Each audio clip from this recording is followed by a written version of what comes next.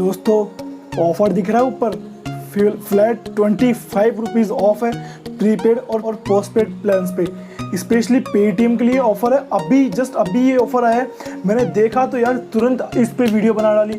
क्यों यार, आपको ये ऑफर नहीं मिलना चाहिए क्या? बिल्कुल मिलना चाहिए, इसलिए तो आपके लिए ऑफर वाली वीडियो बनाई है मैंने। दोस्तों यार मेरे को रिचार्ज करना था तो मैंने खोला पेटीएम, मुझे मिल गया ये ऑफर। मुझे तो मिल गया 25 रुपीज़ कैशबैक। यार आपके पीछे रहो, आप भी 25 रुपीज़ का कैशबैक लो। मैंने अभी हाल ही में रिचार्ज किया, मिनिमम 35 रुपये का रिचार्ज आप इसके अंदर कर सकते हो। 35 रुपये में 25 रुपये यार आपको तुरंत कैशबैक मिल रहा है, तो और क्या चाहिए दोस्तों।